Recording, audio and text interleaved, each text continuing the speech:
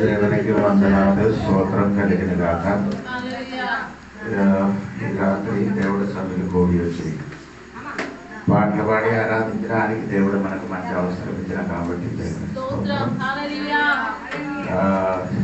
కూడి వచ్చిన సంఘ బిడ్డలు, స్థానియ సంఘ కాపాడి అలాగా ప్రభా పాస్టర్ గారు రాయడానికి ఇచ్చిన దేవుని బిడ్డలందరికీ యేసు ప్రభు పేరిట వందనాలు.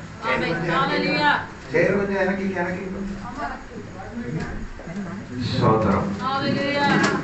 దేవుడి సన్నిధిలో దేవుడు వాక్యం మాట్లాడుతున్న ప్రకటన గ్రంథము 20 అధ్యాయము 11, 12 వాక్యం చదవండి. మరియు ధవలమైన మహాసింహాసనమును దాని యందు ఆసీనుడై ఉన్న ఒకరిని చూచి తిని, భూమి ఆకాశములు ఆయన సముఖము నుండి పారిపోయెను, వాటికి నిలువ చోటు కనబడకపోయెను. మరియు గొప్పవారేమి కొద్దివారేమి మృతులైన వారందరూ ఆ సింహాసనం ఎదుట నిలవబడి ఉండుట చూచి తిని. అప్పుడు సరే అండి, ధవలమైన సింహాసనం గురించి మనము నేర్చుకున్నాం. ఆ సింహాసనం గురించి దానియేలు గ్రంథం 7వ అధ్యాయం 9 నుండి కిందకి రాయబడింది. అది ప్రకటన గ్రంథము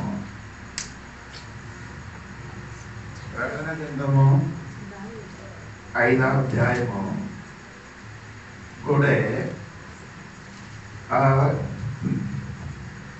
మత సింహాసనం గురించి రాయబడేది.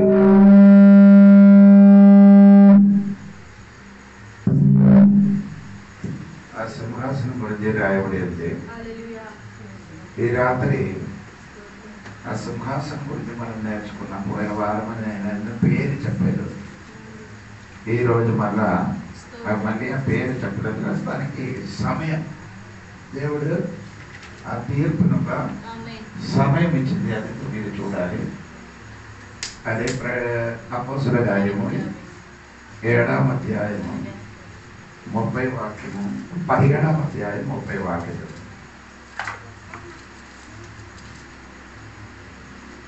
ఆ అజ్ఞాన కాలమున దేవుడు చూచి చూడనట్టుగా ఉండెను. ఇప్పుడైతే అంతటను అందరును మారు మనసు పొందవలనని మనుషులకు ఆజ్ఞాపించుచున్నాడు. ఎందుకనగా తాను నియమించిన మనిషిని చేత నీతిని అనుసరించి భూలోకమును తీర్పు తీర్చబోయేడి ఒక దినమును నిర్ణయించి ఉన్నాడు. సరే, అక్కడ చదివిన వాక్యము సరిగా వినండి. దేవుడు ఒక సమయము నిర్ణయించుచున్నారని రాయబడింది. ఆ సమయం గురించి మీరు అర్థం తెలుసుకోవాలి. అంటే ఇంగ్లీష్లో చదివినప్పుడు కొంచెం కూడా అది కరెక్ట్గా ఉంది. మీరు చూడండి, ఇంగ్లీష్లో చూడండి.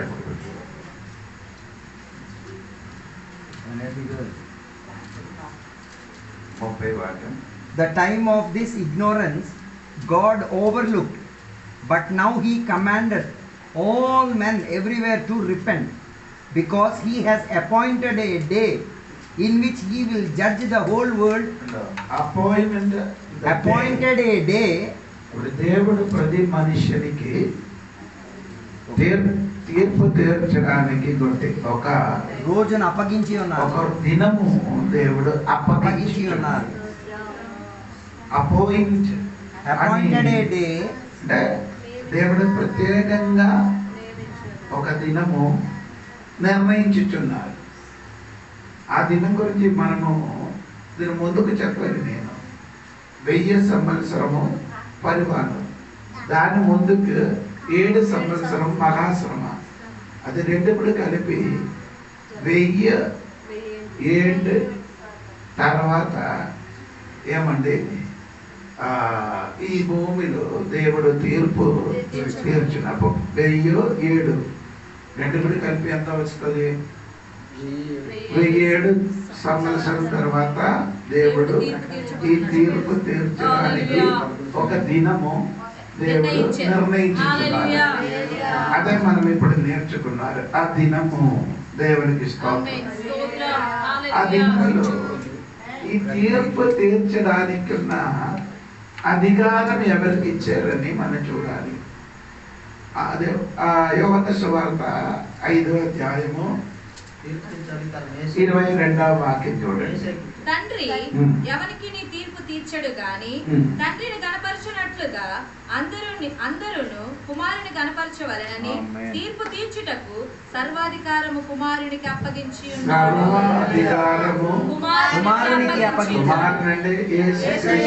దేవుడు ఇచ్చాడు. తండ్రి తన కుమారునికి ఏం చేశారు? అప్పగించారు. ఎందుకు కుమారుని అప్పగించారంటే 2 తిమోథెయుస్ పత్రిక 4వ అధ్యాయము 1వ వచనం చదివినప్పుడు మీకు అది అర్థం. దేవుడిని సజీవులకి మృతులకి ఈ 2 కార్యం చేయాలి. ఒకటి సజీవులకి మృతులకి. అంటే తండ్రి అయిన దేవుడు తీర్పు తీస్తే మనిషిని ఏమవుతాను? దేవునితోని అడగచ్చు. ఏంటి ప్రశ్న? నువ్వు మనము మరణించేదు, నీ మరణించలేకుండా మమ్మల్ని ఎలాగా నీ తీర్పు తీర్చమని మనుషుడు అడుగుతానని దేవుడు ముందుగే ఎరిగి తండ్రి అయిన దేవుడు తన కుమారునికి అప్పగించారు. కుమారుడు మరణించారు, మళ్ళీ లేచిన కాబట్టి ఆయనకి ఇదన్నీ తీర్పిన అధికారము తండ్రి అయిన దేవుడు అతనికి అప్పగించినట్టుగా రాయబడింది. అది 5వ అధ్యాయం 5వ అధ్యాయం 27వ వాక్యం కూడా చూడండి. మరియు ఆయన మనుష్య కుమారుడు గనుక తీర్పు తీర్చుటకు తండ్రి అధికారం అనుగ్రహించెను. తీర్పు తీర్చుటకు తండ్రి దేవునికి అధికారము అప్పగించేది. ప్రతి మనుషునికి తీర్పు తీర్చడానికి దేవుడు ఏం చేశారు? అధికారం ఇచ్చారు. అపోస్తల కార్యము 10వ అధ్యాయం 31వ వాక్యం కూడా చూడండి. అపోస్తల కార్యము 10వ దేవుని సముఖమందు జ్ఞాపకం ఉంచబడి ఉన్నవి కనుక నీవు యొప్పేకు వర్తమానము పంపి పేతురు అను మారు పేరు గల సీమోనును పిలిపించుము. అతడు సముద్రపు దరినున్న చర్మకారుడైన సీమోను ఇంట దిగి కొన్నేలి నీ ప్రార్థన వినబడెను. నీ ధర్మ కార్యములు దేవుని సముఖమందు జ్ఞాపకం ఉంచబడి ఉన్నవి గనుక నీవు యొప్పేకు వర్తమానము పంపి పేతురు అను మారు పేరు గల సీమోనును పిలిపించుము. అతడు సముద్రపు దరినున్న చర్మకారుడైన సీమోను ఇంట దిగి ఉన్నాడని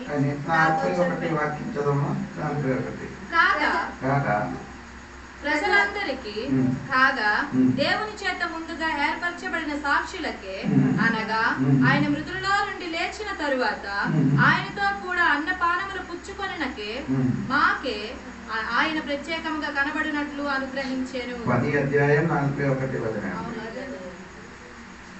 దేవుడు ఆయనను 3వ దినమున లేపి ప్రజలందరికీ కాక దేవుని చేత ముందుగా ఏర్పరచబడిన సాక్షులకే అనగా ఆయన మృతులలో నుండి లేచిన తరువాత ఆయనతో కూడా అన్నపానములు పుచ్చుకొనిన మాకే ఆయన ప్రత్యేకముగా కనబడినట్లు అనుగ్రహించెను. ఇదియుగాక దేవుని సజీవులకును మృతులకును న్యాయాధిపతినిగా నియమించిన వాడు ఈయనే అని చెప్పారు. నేను 3 వాక్యం ఎందుకు మిమ్మల్ని చూపించారంటే దేవుడే యేసుక్రీస్తువే ఏం చేసేవాడు? తీర్పు తీర్చడానికి. మనకు అంటే దేవుని బిడ్డలకి తర్వాత 1000 ఏళ్ల తర్వాత తీర్పు తీర్చడానికి, అనగా ఇశ్రాయేల్ ప్రజలకి తీర్పు తీర్చడానికి ఉన్న అధికారం పొందుకున్నవాడు. అది నేను మర్చిపోకూడదు. దేవునికి స్తోత్రం. ఇప్పుడు యేసు మనకు ఎవరు? మొదటి యోహాను పత్రిక 2వ అధ్యాయము అది 1వ వచనం చూడండి. నా చిన్న పిల్లలారా, మీరు పాపము చేయకుండుటకై ఈ సంగతులను మీకు రాయిచున్నాను. ఎవడైనను పాపము చేసిన ఎడల నీతిమంతుడైన యేసుక్రీస్తు అను ఉత్తరవాది అని తెలుగులో రాయబడి ఇంగ్లీష్లో చూడండి. And if any man sin, we have an advocate with the Father. We have an advocate with the Father. ఇప్పుడు యేసు మనకు ఉత్తరవాది అని తెలుగులో రాసినది, ఇంగ్లీష్లో అది అడ్వకేట్ గా ఉందా. ఇప్పుడు అడ్వకేట్ చేయని పని ఇప్పుడు యేసుక్రీస్తు ఆయన అడ్వకేట్ ఇప్పుడు మన కొరకు ఏం చేస్తున్నారు? వాదిస్తున్నారు. ఎందుకు వాదిస్తున్నారని మీకు అర్థం తెలుసున్నాం. దేనికి వాదిస్తున్నారు? మనము యేసు మన కొరకు ఏం చేశారు? సిలువను మరణించారు. మరణించిన కాబట్టి ఆయన మన విమోచన కొరకు సిలువని చనిపోయిన కాబట్టి తండ్రి కుడిపాసములు మన కొరకు ఏం చేస్తున్నారు? విజ్ఞానాలు మాత్రం కాదు, వాదిస్తున్నారు. ఏడు వాదిస్తున్నారు, దేవా నా బిడ్డలు ఏదైనా తప్పు చేసి ఉంటే ఆడి క్షమించండి, ఆ వారి కొరకు నేనేం చేశారు? సిలువను మరణించిన ఆడికి ఖండించి మరి దేవుడు సన్నిధిలో ఆడేం చేశారు? వాదిస్తున్నారు. అంటే దేవుడి గురించి చెప్తున్నాను ఇప్పుడు. ఏమంటే దేవుడు ప్రతి టైంలో ఏం చేసిన కోపిస్తున్నారని బైబిల్ రాయబడింది. అదే బైబిల్ ఉండినట్టుగా ఉంటుంది. ఒకసారి నేను కూడా చూస్తాను కదా, మీరు కూడా చూడండి. కీర్తన 7 ఉండినట్టుగా నేను అనుకున్నారు. 6 యెహోవా కోపము తెచ్చుకొని లెమ్ము, నా విరోధుల ఆగ్రహము అణుచుటకై లెమ్ము. నేను కూడా చూస్తానమ్మా. 6:7 యెహోవా కోపం తెచ్చుకొని లెమ్ము. 11వ వాక్యం. న్యాయమును బట్టి ఆయన తీర్పు తీర్చును. ఆయన ప్రతిదినము కోపపడిన తండ్రిగా ఉన్నా కాబట్టి మనుషుడు చెయ్యిన ప్రతి పాపములకి తండ్రి ఏం చేస్తున్నారు?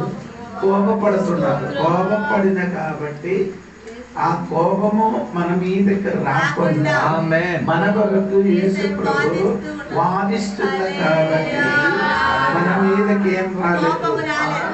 యేసు అంటే తండ్రి చూసినప్పుడు మధ్యవర్తిగా నిలబడిన యేసుని చూసి మమ్మల్ని చూస్తున్నారు. అర్థమాగలేదు.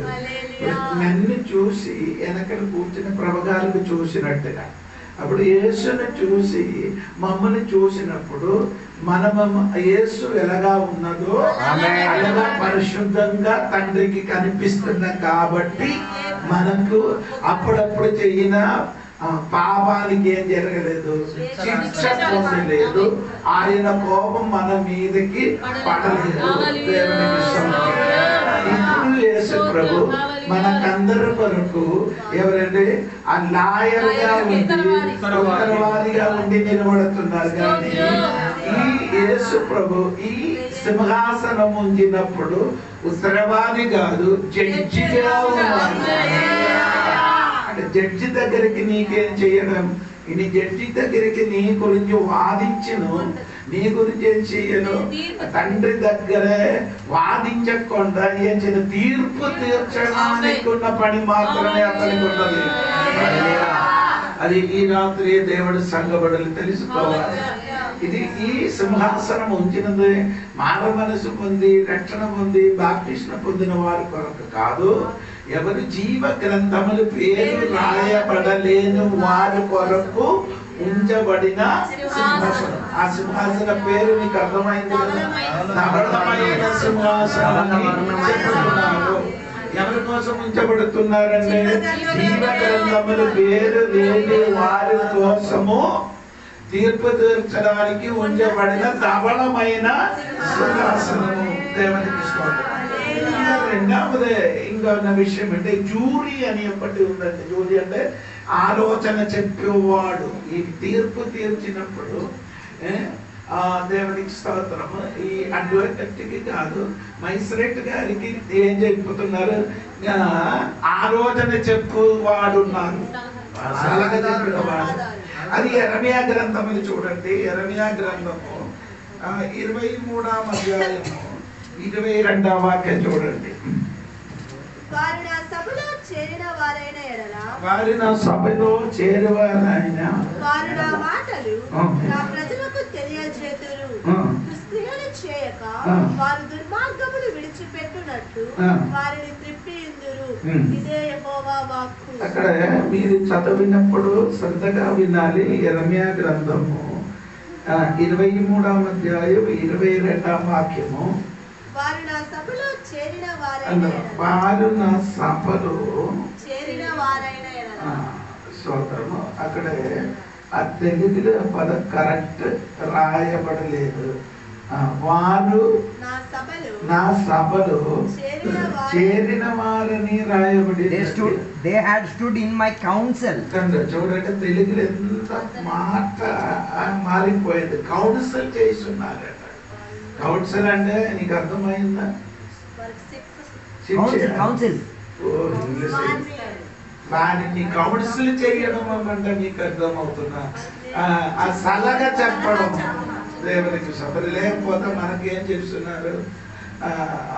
ఆలోచన చెప్పువాడు అలాగే చెప్పవచ్చు. ఏం చెప్పువారండి? అప్పుడు దేవుడికి ఈ దేవుడికి ఆలోచన చెప్పువాడు ఉండినట్టుగా దేవుడి వాక్యంలో ఉంది. తీర్పు తీర్చినప్పుడు తీర్పు తీర్చడానికి ఉన్న దేవునికి ఆలోచన చెప్పువాడు ఉన్నారని దేవుడు వాక్యములో రాయబడి ఉంది. దేవునికి స్తోత్రం కలుగుగాక. ఇది ఇలాగా చెప్తే మీకు అర్థం అవ్వదు. కొంచెం కూడా నేను చెప్తున్న మాట వినండి. 2 దినవృత్తాంత పుస్తకము 18 అధ్యాయము 18, 19 వాక్యం మీరు వినాలి.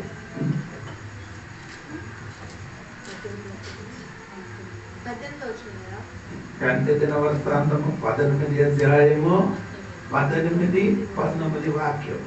ఇశ్రాయేలు రాజు అయిన ఆహాబు రామోత్గిలాదు మీదికి పోయి పడిపోవునట్లు ఎవడు అతని ప్రేరేపించునని యెహోవా అడుగగా ఒకడు ఈ విధముగాను ఇంకొకడు ఈ విధముగాను ప్రత్యుత్తరమిచ్చింది. అప్పుడు ఒక ఆత్మ వచ్చి యెహోవా ఎదుట నిలువబడి నేను అతన్ని ప్రేరేపించదునని చెప్పగా యెహోవా దేని చేతనని అతన్ని అడిగాను. మీకు ఇది అర్థమైందా? 18 వాక్యం నుండి ఒకసారి కూడా మీరు చూడండి. యెహోవా మాట వినుడి. యెహోవా తన సింహాసనము మీద ఆసీనుడై ఉండుటయు పరమండల సైన్యమంతయు ఆయన కుడి పక్కన ఎడమ పక్కన నిలవబడి ఉండును చూచిని. ఇశ్రాయేలు రాజైన ఆహాబును రామోత్గిలాదు మీదకి పోయి పడిపోవునట్లు అది తెలుగులంటే పడిపోవడం కాదు. ఇశ్రాయేలునికి రాజునికి ఏం చేశారు? మనసు తిప్పడానికి. స్తోత్రం కలిగిన కాక. ఆ పడిపోవడం కాదు. ఆయనకి ఏం చెయ్యాలి? మనస్సు ఏం చేయాలి? చెప్పాలి. ఎక్కడికి వెళ్ళడానికి? యుద్ధానికి వెళ్ళడానికి. ఆయనకి అక్కడికి తీసుకొని వెళ్ళాలి. ఎక్కడికి? రామోతుకి ఏం చేయాలి? ఆయనకి తీసుకొని వెళ్ళాలని అడగగా ఎవడు ప్రేరేపించి యెహోవా అడగగా ఒకడు ఈ విధముగాను ఇంకొకడు ఆ విధముగాను ప్రత్యుత్తరమిచ్చి అప్పుడు ఒక ఆత్మ వచ్చి యెహోవా ఎదుట నిలబడి నేను అతనికి ఏం చెయ్యబోతున్నా? ప్రేరేపణ చేసి. దేవునికి స్తోత్రం కలిగింది. దేవుడు అడిగేది ఎవరు వెళ్తుందని అడిగేది. ఇప్పుడు దేవునికి అంత అవసరం లేదు. తిన్నగా అతనికి ఏం చెయ్యొచ్చు? తీసుకొని ప్రేరేపణ చెయ్యొచ్చు. అవును కదా.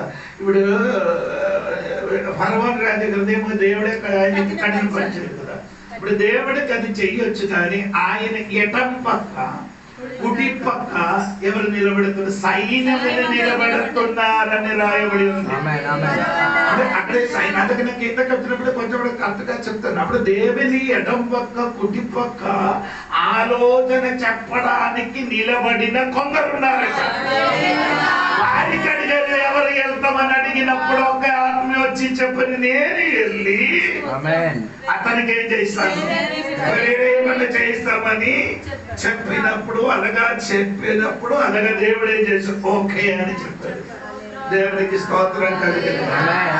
అది మీరు అర్థం తెలుసుకోవాలి. దేవునికి స్తోత్రప్పుడు ఆలోచన చెప్పువాడు ఉన్నారుగా ఉన్నారని బైబిల్ రాయబడింది. నీ దానియేలు గ్రంథములు కూడా 4వ అధ్యాయము 12వ వాక్యం చూడండి. దానియేలు గ్రంథము 4వ అధ్యాయము. దాని ఆకులు సొగసుగాను దాని పండ్లు విస్తారముగాను కనబడెను.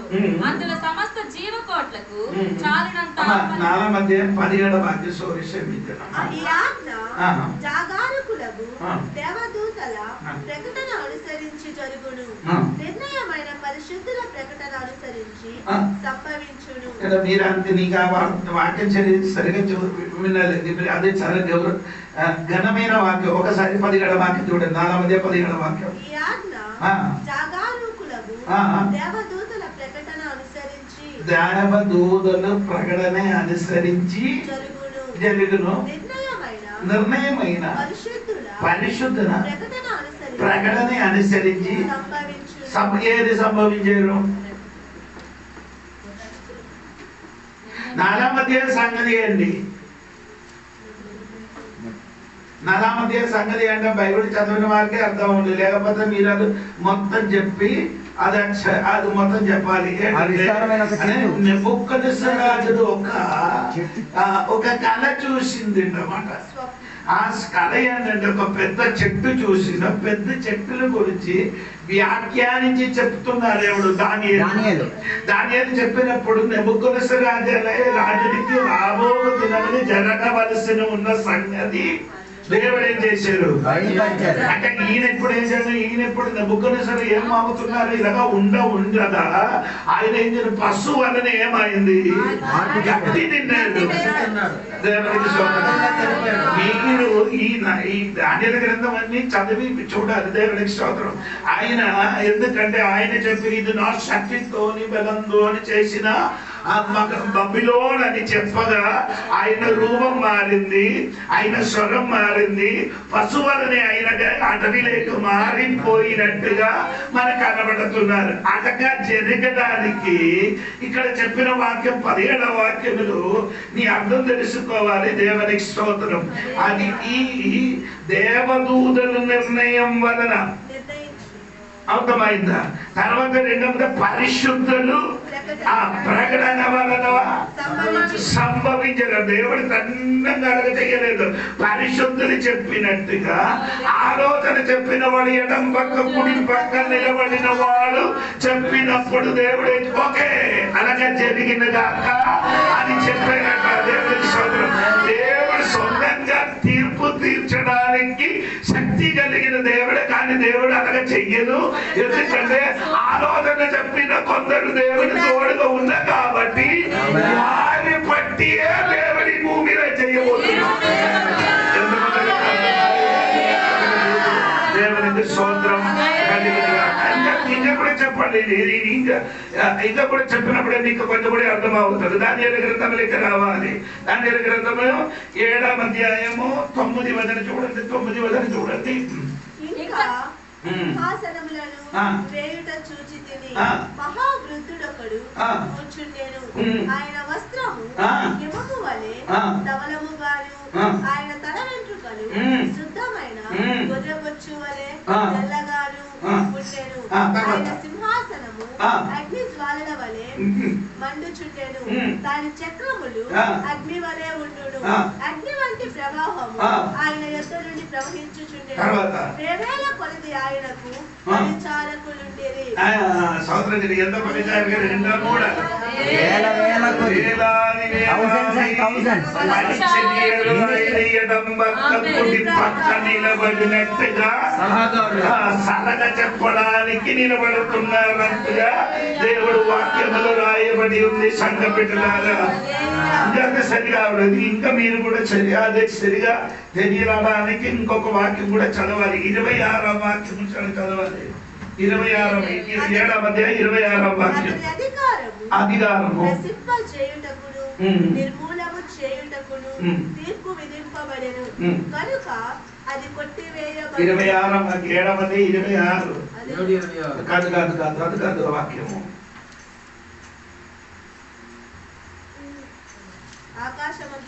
అది 25 కదా మీది. 25 చూడ 7:26 దేవుడు తన సింహాసన సభ కూర్చున్నాడు. అది చూడండి. 27 చూడండి. నాకు చూడండి.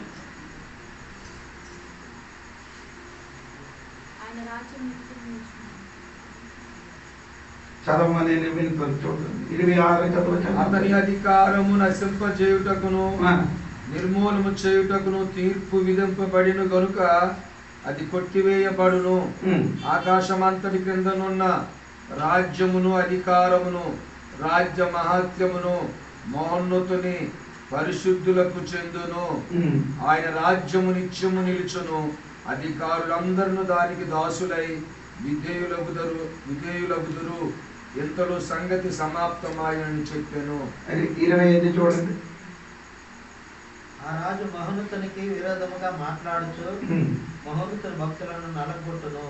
అతను పండుగ కాలములను న్యాయ పద్ధతులను నివారణ చేయ బోలుకొను. వారు ఒక కాలములు అర్ధకాలము అతని వశమును ఉంచబడుదురు. అతని అధికారం నశింపజేయటకును నిర్మూలన చేయటకును తీర్పు విధింపబడిన కనుక అది కొట్టివేయబడును.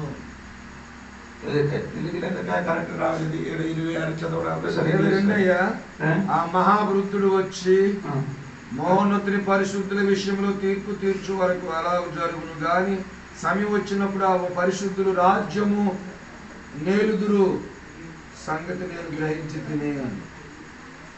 నేను అడిగిన దానికి ఆ పరిచారకుడు ఎలాగను చెప్పాను. ఆ 4వ జంతువు లోకములో తక్కిన అది అక్కడ నేనే చెప్పిన మాట ఏంటంటే దేవునికి స్తోత్రం కలిగింది కాక. ఆ 26వ వాక్యం నా బైబిల్లో కొంచెం మీకు కొంచెం తేడా అవుతుంది. దేవునికి స్తోత్రం. అక్కడే రాయబడి పరిశుద్ధ సభ కూర్చబడి ఉన్నారు అని అక్కడ పదం ఉందని దేవునికి స్తోత్రం కలిగింది కాక. అక్కడ కూర్చబడి But the judgment shall sit and they shall take away his dominion to consume.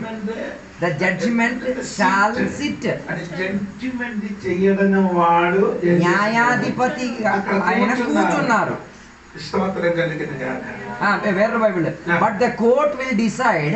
అక్కడ తెలుగులో ఇంగ్లీష్ ఉన్నప్పుడు కోర్ట్ అండి. అప్పుడు దేవుడు తీర్చబడడానికి తీర్పు తీర్చడానికి కోర్ట్ అక్కడ కూర్చుని ఉన్నారంట. But the court will decide what should happen. మనకి అందరూ దొరికితే చాలు. అప్పుడు దేవుడు కోర్టులో ఏం చేస్తున్నారు? కూర్చి ఉన్నారట. స్తోత్రం కలిగింది కాక. ఎందుకంటే 7వ అధ్యాయములు 4 విధములున్న మృగ విషయం గురించి రాయబడి ఉంది. జంతు విషయం గురించి మీకు అది మొదటి అది నేను 4వ 7వ అధ్యాయం 4వ వాక్యం చదివినప్పుడు సింహం గురించి రాయబడి ఉంది కదా. అనేది నేను ఇంకా 5, 6 వాక్యం చదివినప్పుడు రాయబడి ఉంది. సరే, ఇంకా 7వ వాక్యం చదివినప్పుడు చిత్తపులి గురించి అక్కడ రాయబడి ఉంది. ఇది అందుకే 7వ అధ్యాయము 7, 8 వాక్యం చదివినప్పుడు సముద్రంలో వచ్చిన ఒక మృగం గురించి రాయబడి ఉంది. అవునా? అవును కదా. చూడండి మళ్ళీ ఒకసారి కూడా నేను మనసంటే వెళ్ళకూడదండి. దేవునికి స్తోత్రం. ఇప్పుడు 7వ అధ్యాయములో కోర్టు కూర్చోబడింది. ఎందుకంటే ఒకటి సింహము అంటే బబులోన్ అండి. బబులోను రాజ్యం. రెండవదే ఎదుగువంటి ఎవరండి? రాజ్యము, మూడవదే గ్రీస్ రాజ్యము, నాలుగవది ఏమంటే సముద్రంలో వచ్చినాక పశు, ఆ పశువు ఎవరంటే రోమా సామ్రాజ్యము. అంటే ఈ 4 రాజ్యములకి తీర్పు తీర్చడానికి కోర్టు కూర్చున్నప్పుడు ఆ కోర్టుకి సలగ తప్పడానికి కొందరు అక్కడే ఉండినట్టుగా ఎంతమందికి అర్థమైందంటే నాకు తెలియదు. దేవునికి స్తోత్రం కలిగింది కదా. అప్పుడు సలగ చెప్పడానికి ఏం చేస్తున్నారు, కోర్టుకి సడగ చెప్పడానికి అక్కడ కూర్చున్నారంట. దేవునికి స్తోత్రం కలిగిన మీరు ప్రకటన గ్రంథములకి రండి. ప్రకటన గ్రంథము 4వ అధ్యాయము 4వ వాక్యం చూడండి. మీరు అప్పుడు కొంచెం కూడా అర్థం అవుతున్నారు. సింహాసనము చుట్టూ 24 పెద్దలు కూర్చున్నారట. అంటే తీర్పు తీర్చడానికి ముగ్గురు ఉంటే చాలు కదా, తండ్రి కుమారుడు ఉండాలి, కుమారుడు మాత్రం ఉంటే సరిపోతుంది. కానీ ఆ సింహాసనం చుట్టూ 24 మందులు కూర్చున్నారట. అదే విధంగా నేను చెప్పిన మాట ఏమంటే, దేవునికి స్తోత్రము, ఈ దేవుడు తీర్పు తీర్చినప్పుడు ఎడం పక్క కుడి పక్క చాలా మందిని పరిచయగా చెయ్యిన వాడు నిలబడినట్టుగా బైబిల్ రాయబడి ఉంది. దేవునికి స్తోత్రం కలిగింది. ఇంకా మీరు కొరింథీ పత్రిక లెక్క రండి, మీకు అందరికి కూడా అర్థం అవుతున్నారు. మొదటి కొరింథీ పత్రిక 6వ అధ్యాయం 2వ వాక్యం చూడండి. మొదటి కొరింథీ పత్రిక 6వ అధ్యాయం 2, 3 వాక్యం చదవాలి. మీరు బొమ్మ కనుక ఇక్కడ కూర్చోడానికి కాదు, బైబిల్ పట్టుకొని, ఎందుకంటే బైబిల్ కూడా చదవాలి. ఈయనకి మాత్రం అప్పగించిన పని కాదు బైబిల్ చదవడం, మీకు కూడా స్తోత్రం కలిగింది.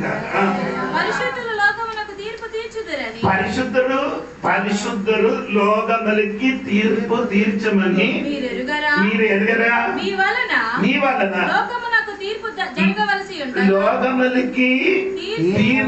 జరగవలసి ఉండగా మిక్కిలి అల్పమైన సంగతులను గూర్చి తీర్పు తీర్చుటకు మీకు యోగ్యత లేదా?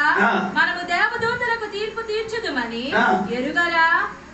ఇప్పుడు మీకు అర్థమైందా ఎవరి ఎడం పక్క కుడి పక్క నిలబడుతున్నారని? పరిశుద్ధులైన ఎవరు జయించిన దేవుడి బిడ్డలుగా ఉన్నవారు. ఈ లోకములు జీవించినప్పుడు తాను జయించిన దేవుని బిడ్డలు దేవునికి సలగ చెప్పడానికి ఎడం పక్క కుడి పక్క నిలబడుతున్నారని దేవుని వాక్యములు రాయబడుతున్నారు. ఈ రాజుని మీకు పాటు ప్రార్థన ఆరాధన మాత్రం కాదండి, పరలోకమున దేవుడి సింహాసనం ఉంచబడినప్పుడు ఈ భూమిలో ఉన్న మనుషునికి తీర్పు తీర్చినప్పుడు వారికి దేవునికి సలగ చెప్పడానికి కూడా దేవుడి బిడ్డలు ఎడం పక్క కుడి పక్క నిలబడినట్టుగా దేవుడి వాక్యములు రాయబడింది. దేవునికి స్తోత్రం.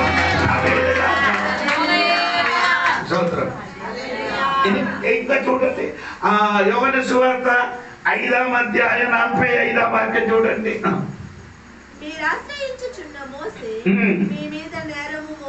అంటే మీ అతిశయించిన మోస కూడా నీ మీదే చేస్తున్నారు, నేరం మోపుతున్నారని. అంటే నీ మీద తీర్పు తీర్చమని అక్కడ చెప్పుతున్నారండి. దేవునికి స్తోత్రం. ఒక్కొక్క తరములు జీవించి రక్షణ పొందిన దేవుడు బిడ్డలు కూడా ఈ లోకములు దేవుడు తీర్పు తీర్చినప్పుడు ఏం చేస్తుంది? సలగ చెప్పడానికి యేసయ్య దగ్గరికి నిలబడి ఉండినట్టుగా దేవుడు వాక్యములు రాయబడి ఉంది. దేవుడికి స్తోత్రం కలుగును గాక. హల్లెలూయా చెప్పండి. మత్తయి సువార్త 12వ అధ్యాయం 27వ వాక్యం చూడండి. మత్తయి సువార్త 12వ అధ్యాయం 27వ వాక్యం. నేను బెల్జెబూలు వలన దయ్యములను వెళ్ళగొట్టుచున్న ఎడల నీ కుమారులు ఎవరి వలన వాటిని వెళ్ళగొట్టుచున్నారు? కాబట్టి వారే మీకు తీర్పులై ఉందురు. వారే మీకేమవుతున్నారు? తీర్పులుగా ఉన్నారని దేవుడు చెప్పుతున్నారు. దేవునికి స్తోత్రం. వచ్చిన మాట ఏమనగంటే, రక్షణ ఉంది, మారు మనసు ఉంది, బాప్తిసం పొందిన దేవుడు బిడ్డలు ఈ లోకములు పెద్ద పెద్ద హీరో వారికి కూడా తీర్పు తీర్చడానికి దేవునికి సలహా చెప్పబోతున్నారు. ఈ లోకంలో పెద్ద పెద్దలు ధనివంతుడు ఉన్నారు, సినిమా యాక్టర్ ఉన్నారు, ఆ పెద్ద పెద్ద మంత్రులు నుండి ముఖ్యమంత్రులు ప్రధానమంత్రులు అందరూ ఉన్నారు. ఈ వారందరూ వారి మనసు పొందలేదు కాబట్టి వారక్కడికి దేవుడు ఆడికి పిలిచి సింహాసనం నిలబడినప్పుడు మనకు చదువు లేదు, చదువు లేదు, పాట బాగా తెలుగు బాగా తెలియలేదు. వాడు అటువంటి వాడు దేవుని బిడ్డలు ఈ లోకములో జయించిన దేవుడి సన్నిధికి వచ్చినప్పుడు దేవుడు అటువంటి వాడికి ఏం చేస్తున్నాడు? ఆ దేవునికి సలహా చెప్పడానికి నువ్వు నేను చాలా మంది నిలబడుతున్నారంటే ప్రతి తలములున్నా దేవుడు బిడ్డలు రక్షణ పొందిన వాడు కూడా మోసపోడే నేరం మోపుతున్నారని బైబిల్ రాయబడినట్టుగా ఈ రాత్రి నాకు చెప్పబడిన మాట ఏమంటే, రక్షణ పొందిన చాలా మంది దేవుడు బిడ్డలు దేవుడి సింహాసనం ఉంచబడినప్పుడు ఎడం పక్క కుటి పక్క నిలబడి దేవునికి సలహా చెప్పిన చాలా మంది విశ్వాసులు ఎక్కడే కనబడుతున్నారని దేవుడు వాక్యములు రాయబడి ఉంది. మీరు ఇక్కడ ఆరాధిస్తున్నారు, పాటలు పాడుతున్నారు, దేవునికి స్తుతిస్తున్నారు. ఇక్కడ మాత్రం కాదు,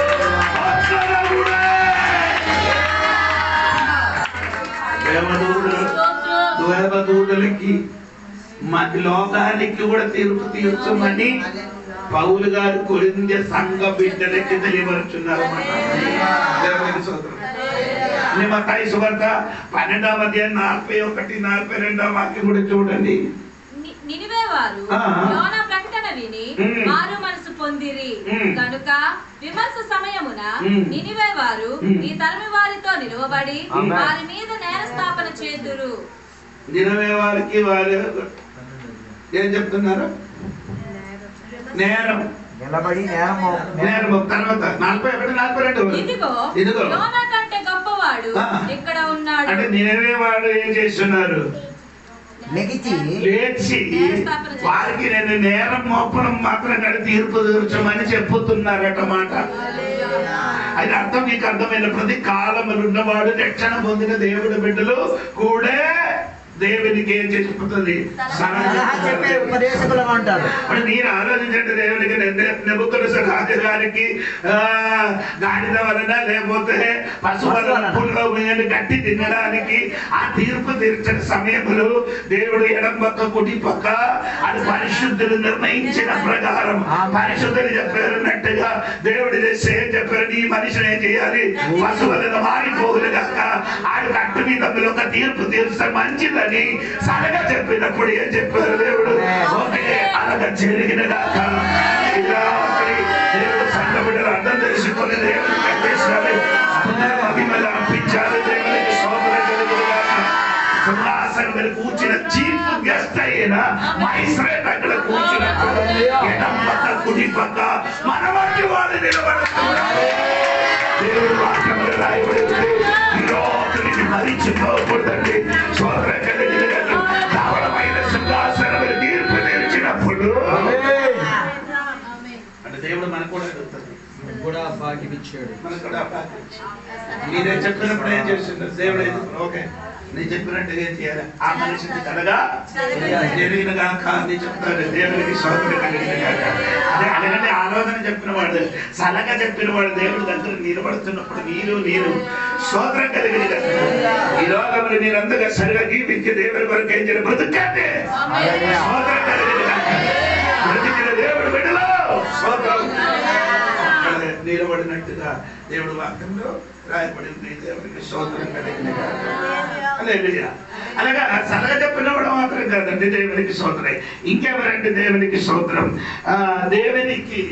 దేవుడు చెప్పిన మాట చెయ్యడానికి కూడా కొందరు అక్కడ నిలబడినట్టుగా మనకు కనబడుతున్నారు. దేవునికి స్తోత్రం హల్లెలూయా చెప్పండి. హల్లెలూయా. 2 రాజుల పుస్తకము 22వ అధ్యాయము 21, 23వ వాక్యం చూడండి. 2 రాజులు 22వ అధ్యాయం 21, 22, 23. 2 రాజులు 22 22, 21 నుండి 23. చూడండి, నేను కూడా చూస్తున్నాను.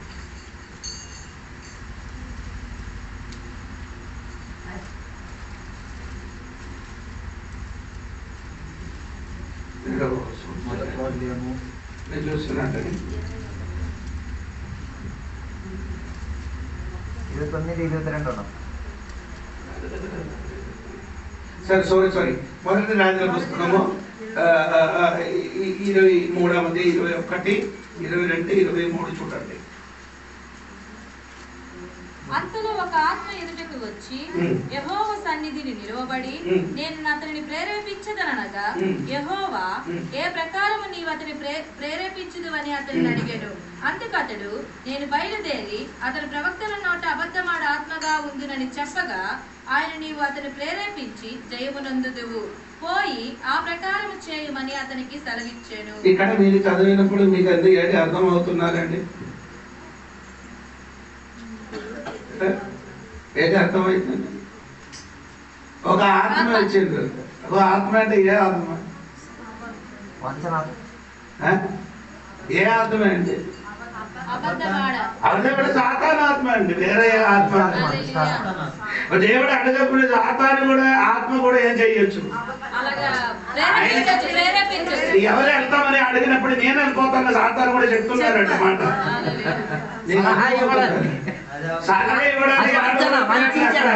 మోసం చేయడానికి దేవునికి నోట్లు నేను ఏం చేస్తాను, అబద్ధం. ఎందుకంటే వారు 400 ప్రవక్తలు నిలబడి అడు ప్రవచిస్తున్నారు. దేవునికి స్తోత్రం కలిగింది. అక్కడికి వెళ్తే యుద్ధం గెలిచి వస్తామని చెప్పారు. ఒక్కడు మాత్రం నిలబడి ఏం చెప్పారు? నీ ఓడిపోతాను, నీ చచ్చిపోతాను చెప్పినప్పుడు ఆయనకి ఏం జరిగింది? ఆయనకి అమ్మమారు 2 కొట్టు కొట్టి ఆయనకి జైలు పడేశారు. నిజం చెప్పిన వాడికి ఎప్పుడు ఏం దొరుకుతుంది? చెప్పలే. అబద్ధం చెప్పిన వాడికి దొరికినాయండి. అదే సింహాసనం. నేను అంజలి చెప్పినట్టే అబద్ధము సత్యము స్నానం చేయడానికి వారిద్దరు కూడా ఏం చేయలేదు కాదు. అప్పుడు అడిగారు ఎవరు స్నానం మొదలు చేయాలి. అప్పుడు అబద్ధం చెప్పారు. నేను నిలబడతాను సత్యము నీ వెళ్ళిపో. మన సత్యం కాదు, సత్యమా నీ వెళ్ళిపోయి ఏం చేయాలి? అప్పుడు సత్యం ఏం చేశారు? తన బట్టలు అన్ని విడిసి నీటిలో అడిగి ముంచిన టైంలో ఏం చేశారు? ఈ అబద్ధాలు ఏం చేశారంటే సత్యముల బట్టలు ధరించుకొని ఊరంతా తిరిగాడు. ఊరు మొత్తం తిరుగుతున్నారు. ఇప్పుడు సత్యం వచ్చినప్పుడు ఎవరి బట్టలు ఉంది? అబద్ధ బట్టలు. సత్యం ఎంత చెప్పినా గానీ నమ్మడు. అదే అంటే సత్యము ఏమంటే సత్యం అంటే అబద్ధం సింహాసనం ఏరినప్పుడు సత్యము చెరసాలలో పడిపోతుంది. సత్యం ఎక్కడికి వెళ్తుంది? అబద్ధం ఎక్కడికి వెళ్తుంది? అది చూడండి. ఈ ఎలక్షన్ వచ్చినప్పుడు ఎన్ని అబద్ధాలు చెప్పబోతున్నారు మీకు అర్థం అవుతున్నారు అన్నమాట. అది నేను ఆయన అడిగి తీరుపుతుంది అడిగి నేను అడగదు కదా. అందుకని నేను సత్యానికి ఇప్పుడు ఏం చేయలేదు, విలువ లేదు. దేవునికి స్తోత్రం కలిగినారా? సాతాను కూడా ఏం చేస్తున్నారంటే ఆ దేవునికి స్తోత్రం కావాలంటే సాతాను కూడా దేవుడి మాట చెప్పి వారు కూడా ఏం చేస్తున్నారు? సలగ చేసినట్టుగా దేవుడు అలా బైబిల్ ఉందండి. నేనే చెప్పడం అబద్ధం కాదండి.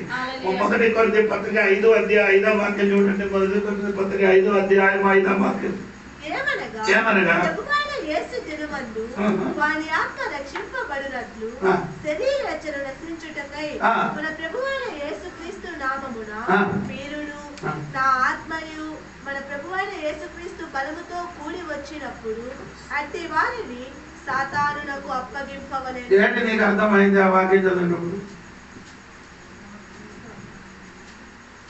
కొరింథీ సంఘంలో ఒకడున్నారు. కొరింథీ సంఘంలో ఒక తండ్రి భార్యతో తండ్రి భార్యకు ఉంచుకున్న ఒకడున్నారు. ఆ తండ్రి భార్యకు ఉంచుకున్న ఒక చేరుచ్చమ్మా లేకపోతే ఇది ఇచ్చారు.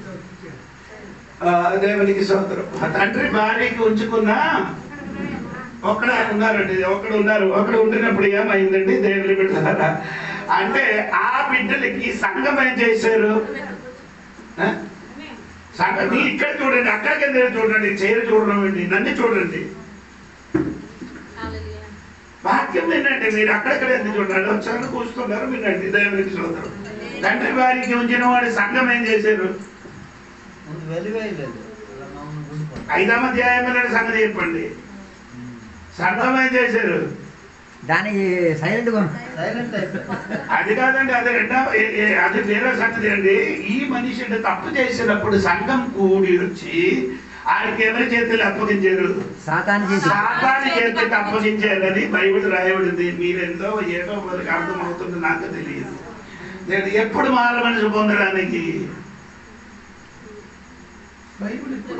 చదవండి.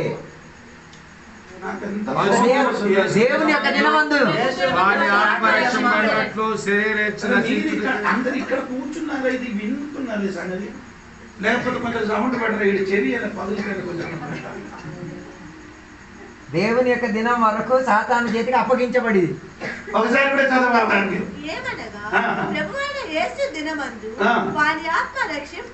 ఎప్పుడు ప్రభు దినం అంటే ఏది దినం? రాకడ దినం. అదే ప్రభు దినం అని చెప్పింది. ప్రభు దినంలో యేసయ్య రాకడ దినం వరకు ఆత్మలు రక్షింపబడడానికి, నశించడానికి నా ఆత్మయు మన ప్రభు అయిన యేసుక్రీస్తు బలముతో కూడి వచ్చినప్పుడు అట్టి వారిని సాతానుకు అప్పగింపవలెను. చూడండి, అంటే వాడికి ఎక్కడికి అప్పగించాడు? వేరే ఎవరి చేతులు అప్పగించడానికి కదా, వేరే ఎవరి చేతికి అది ఎలాంటి అవాస ఇచ్చారా? ఎందుకు ఇచ్చారు? ఆడదేతికి అప్పుడు తాతానికి కూడా దేవుడి మాటకి ఏమవుతున్నాడు? బాగుపడుతున్నారు. కొద్ది సంఘం తండ్రికి భార్యకి ఉంచిన వాడు సంఘపడి అల్లేదే స్తోత్రం పాడి కూర్చి ఆరాధించినప్పుడు పౌలు చెప్పారు, ఆ దుష్టునికి మీరేం చేయాలి? సాతానికి అప్పగించండి. స్తోత్రం. మనమకే అంటే తప్పు చేసినప్పుడు అందరూ ఏం చెప్పినారు, కానీ మళ్ళీ ఏం చేస్తున్నారు? ఏం శిక్ష లేదు. సంఘం లేదంటే తప్పు. సంఘ బిడ్డలు సంఘం లోపల ఏదైనా తప్పితం చేస్తే సంఘ కాపరు ఏం చేయట్లేదు. సంఘములకి అర్హత ఉంది. సంఘానికి సంఘ బిడ్డలకి ఏముంది? ఒక్కరు బిడ్డల మీదకి యాక్షన్ తీసుకోవడానికి అధికారం ఉంది. మత్తయి సువార్త 18 కిందకి చదవండి, త్వరగా చదవండి. భూమి మీద మీరు వేటిని బంధింతురు అవి పరలోకమందును బంధింపబడును.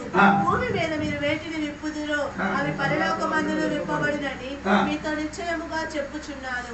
మరియు మీలో ఇద్దరు తాము వేడుకొను దేనిని గూర్చి అయినను భూమి మీద ఏకీభవించిన ఎడల అది పరలోకమందున నా తండ్రి వలన వారికి దొరుకునని మీతో చెప్పుచున్నాను. ఎలాగనగా 2-3 నా నామమున ఇక్కడ కూడి ఉందురో. 16 నుండి 17 నుండి చదవండి. మరియు నీ సహోదరుడు నీ ఎడల తప్పిదం చేసిన ఎడల నీవు పోయి నీవును అతడును ఒంటరిగా ఉండినప్పుడు నేను ఫస్ట్ ఎలాగా చేయాలి? నీవు అతను ఉండినప్పుడు ఒంటరిగా వెళ్ళేది. తర్వాత వినండి, నీ మాట వినిన ఎడల నీ సహోదరుని సంపాదించేది. 2 వినిన ఎడల 2-3 సాక్షుల నోట ప్రతి మాట స్థిరపరచబడినట్లు నీవు ఒకరిద్దరిని వెంట పెట్టు. అంటే అప్పుడు మీరు చేసుకొని నీవు ఇంకొక ఇద్దరికి తీసుకొని వెళ్ళడం, 3 కలిసి ఆడింటికి వెళ్ళాలి. అతడు వారి మాట వినని ఎడల ఆ సంగతి సంఘానికి తెలియజెప్పు. అతడు ఆ సంఘపు మాట వినని ఎడల ఆ సంఘపు మాట వినలేడా అతనిని నీకు అన్యుని గాను సుంకరి గాను ఎంచుకున్నంట. ఆడెప్పుడు ఎలాగా ఉంది?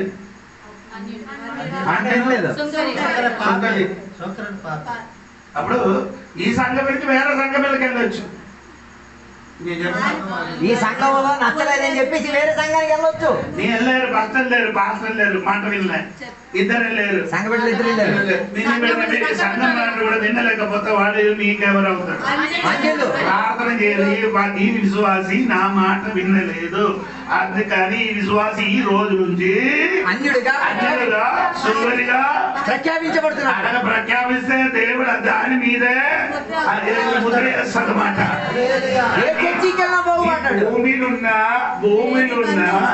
భూమిలున్న దేవుడు లోకములు దేవదూతలకి తీర్పు తీర్చడానికి అధికారం చేసిన సంఘము సంఘపెట్టలు ఈ భూమిని కట్టినది పరలోకం కట్టబడుతున్నారు, భూమిని విప్పినది పరలోకం విప్పబడుతున్నారు. దేవుడు వాక్యములు ఒక విశ్వాసి తప్పు చేసిన ఎడలా ఆయనకి శిక్షించడానికి అధికారం ఉన్నవాడు సంఘపెట్టలు. మీరు మౌనంగా కూర్చి ఉంటే నీ ఎవరు? ఆ తప్పితం చేసిన వాడితో మీరు కూడా పాలు బాగులే. మన సంఘాలన్నీ అడ్జస్ట్మెంట్ వెళ్ళిపోతున్నాయి. కీర్తనములకు రండి,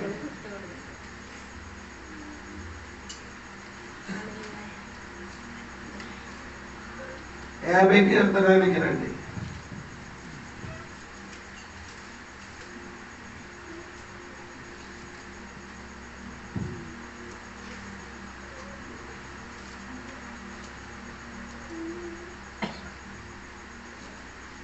దాని 15 కిందకి చూడండి. ఆపత్కాలమున నీవు నన్ను గురించి మొరపెట్టుము, నేను నన్ను విడిపించదను, నువ్వు నన్ను మహింపరచదు. భక్తిహీనతో దేవుడు ఇట్లో సెలవిస్తున్నాడు, నా కట్టడలు వివరించుటకు నీకేం పని? నా నిబంధన నీ నోట వసించలేవేమి? దిద్దుబాటు నీకు అసహ్యం కదా. నీవు నా మాటలను నీ వెనుకకు త్రోసివేసెదవు. నీవు దొంగను చూసినప్పుడు వాడితో ఏకీపించదవు, వ్యభిచారంతో నీవు సాంగత్యం చేసేదవు. కీడు చేయవలన నీవు నోరు తెరుచున్నావు, నీ నాలుగు కపటము కల్పించుతున్నది. నీవు కూర్చుండి నీ సహోదరుని మీద కొండమని చెప్పుచున్నావు, నీ తల్లి కుమారుల మీద అపనిందలు మోపుచున్నావు. ఇటు పనులు నీవు చేసినను నేను మౌనన ఇట్టునని, అందుకు నేను కేవలం నీ వంటి వాడినని నీవు అనుకుంటువి. అయితే నీ కనులు ఎదుటి సంగతులను నేను వరుసగా ఉంచి నిన్ను గర్జించదను. నీకు అర్థమైంది అంటే చదివిన వాక్యము దేవుడు సంగబడతారా? చెప్పింది అర్థం. అది అర్థం ఏమంటే వాడి చేయన పనికి నీ మౌనంగా కూర్చు ఉన్నారని నీ కూడా అటువంటి వాడని విశ్వాసం యొక్క తప్పు చేశారు, నీ ఏం చేయరు, సైలెంట్ గా నీ ఉండని నీ కూడా ఆడి కూడా ఒక పని చేశాడు. డైరెక్ట్ గా పని చేసి నీడు ఇండైరెక్ట్ గా పని చేశాడు. దేవుడికి అప్పుడు సంఘబిడ్డలు తప్పు చేసిన వాడికి గట్టిగా ఏం చేయాలి? గద్దించాలి. స్తోత్రాలకు అధికారం మనకుంది. ఈ అందరికి గుంపులు గోవిందాన్ని తీసుకొని వెళ్ళని కాదు సంఘం. సంఘములు చెయ్యిన పనికి సంఘ బిడ్డలు ఏం చేయాలి? శిక్షించాలి.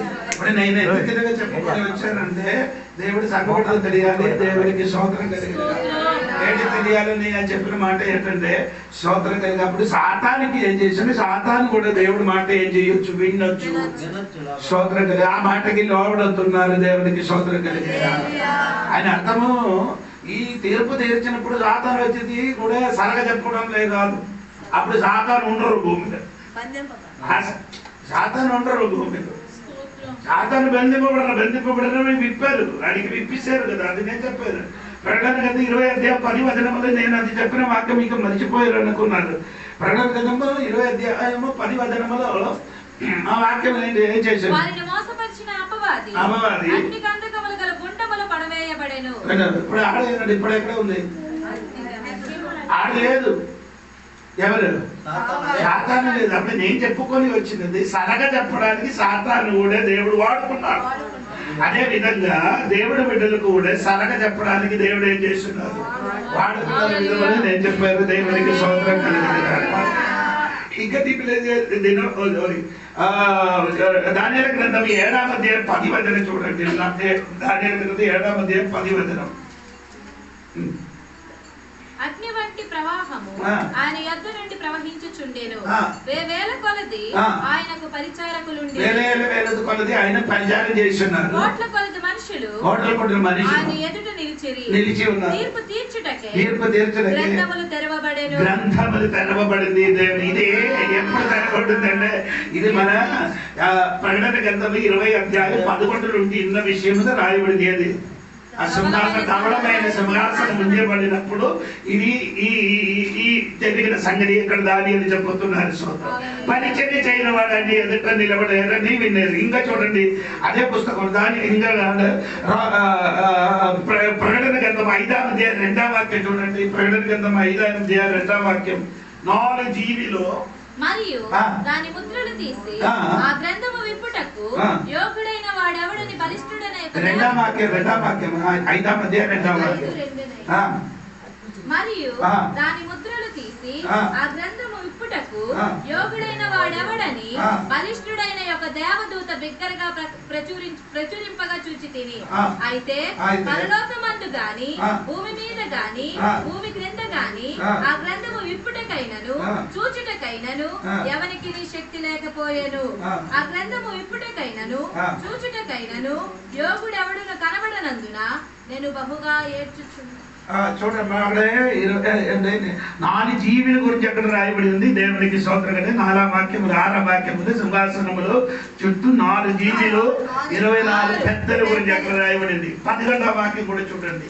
11వ వాక్యం కూడా మరియు చూడగా జీవనులు పెద్దలను అనేక దూతల స్వరం ఇంకా వారి లెక్క కొలదిగా ఉండెను. దేవునికి స్తోత్రం కలిగింది కాక. అంటే దేవుడి సమాధానం ఉంచినప్పుడు దేవుడి చుట్టూ ఏం చేయిస్తున్నారు? సనగ చెప్పిన వాడు కొందరు నిలబడుతున్నారట. కొందరు వేలాది మంది నిలబడుతున్నారు. దేవునికి స్తోత్రం. దేవుడి సింహాసనం కూర్చున్నప్పుడు దేవునికి సనగ చెప్పిన కొందరు ఉన్నారు. కొందరు ఉన్నారంటే దేవుని సంఘ బిడ్డలు, మారు మనిషి పొంది రక్షణ పొంది వచ్చిన వాళ్ళందరూ ఎక్కడ ఉన్నారు? అక్కడ సింహాసన ఎదుట ఎడం పక్క కుడి పక్క నిలబడినట్టుగా దేవుడి వాక్యముగా రాయబడి ఉంది. దేవునికి స్తోత్రం. ఇది మీరు చూడండి, ఎవరెవరికి వస్తుందని చూడాలి. దేవునికి స్తోత్రం. ప్రకటన గ్రంథము 10వ అధ్యాయము 12వ వాక్యం చూడండి. 10వ అధ్యాయం 12వ వాక్యం. 20వ అధ్యాయం 12వ వాక్యం. మరియు గొప్పవారేమి కొద్దివారేమి మృతులైన వారందరూ ఆ సింహాసనం ఎదుట నిలబడి ఉండుట చూచితిని. అప్పుడు గ్రంథములు విప్పబడెను. ఎవరెవరు నిలబడుతున్నారు? గొప్పవారేమి కొద్దివారేమి. అలాగే తెలుగులో కొంచెం కూడా 11 నుండి చదవండి. మరియు ధవలమైన మహాసింహాసనము దాని యందు ఆసీనుడై ఉన్న ఒకని చూచితిని. భూమి ఆకాశములు ఆయన సముఖము నుండి పారిపోయెను. వాటికి నిలువు చోటు కనబడకపోయెను. మరియు గొప్పవారేమి కొద్దివారేమి మృతులైన వారందరూ ఎవరు నిలబడుతున్నారు? అక్కడ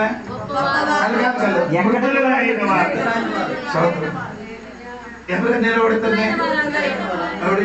బ్రతికిన వాడు అక్కడే ఉందా? నేను అడుగున్నారంటే ఈ ధవళమైన సింహాసనం బ్రతికిన వాడిని తీర్పు తీర్చడానికి వస్తావా లేదా అంటే అడుగుతున్నారు. బతుకున్నవారు ధవళమైన సింహాసనంలో తీర్పు తీర్చడానికి వస్తున్నారా లేరా? వారికి తీర్పుందా?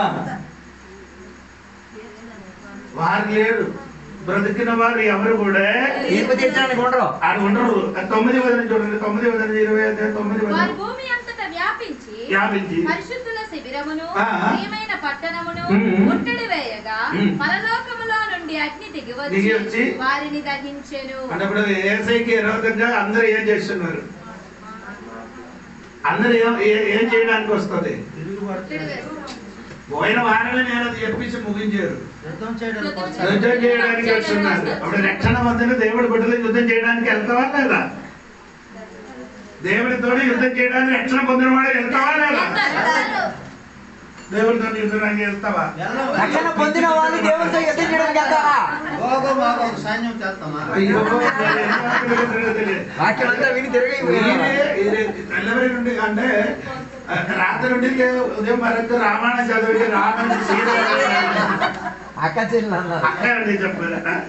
మీరేగా కూర్చున్న, ఎందుకంటే బొమ్మ వెనక కూర్చున్నారు తప్ప వేరే ఉపకారం ఏం లేదు. వాక్య శ్రద్ధించే శ్రద్ధగా లేదు. ఏదో కలగడు నీ దేవుడి సన్నిధిగా కూర్చున్న వాడు కూడా తీర్పు ఉంది. అశ్రద్ధగా దేవుడి సన్నిధిలో కూర్చున్న వాడు ఏమవుతుంది? శాపగ్రస్తుడు. అదే నీ కుటుంబం నీ జీవితము నాశనం అవడానికే కాదు, పాస్టర్ గారు కాదు, నువ్వే. ఎందుకు? శ్రద్ధ లేకపోవడం. నీ అశ్రద్ధగా కూర్చున్న వాడుగా కాబట్టి. అలాగే అశ్రద్ధగా కూర్చున్నంటే ఇక్కడికి రావద్దు, ఇంటికి కూర్చోండి, నో ప్రాబ్లం. కానీ వాక్యం వరకు విన్నప్పుడు, వాక్య పరిచయం చేసినప్పుడు అశ్రద్ధగా వినకూడదు. ఎందుకంటే వాక్యం నాదు కాదు, అది వాక్యం దేవుడిదే. ఆ దేవుడు వాక్యం అందించినప్పుడు మీరు ఎలాగా కూర్చోకూడదు, అశ్రద్ధగా కూర్చోకూడదు అంట. దేవునికి స్తోత్రం. అశ్రద్ధగా కూర్చున్న వాడి శాపగ్రస్తులండి. దేవుడి వాక్యం రాయబడిన కాబట్టి దేవుడు వాక్యం శ్రద్ధగా వినడానికి ప్రయత్నించండి.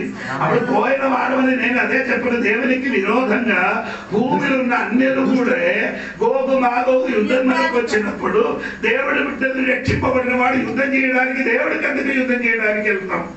అది మారు మనసు పొందిన వారే. వారు అక్కడికి యుద్ధం చేయడానికి వెళ్ళలేదు. వారందరూ అన్యులందరూ వెళ్ళి దేవునికి ఎదురుగా యుద్ధం చేయడానికి వెళ్ళినప్పుడు దేవుడు తన నోటు నుండి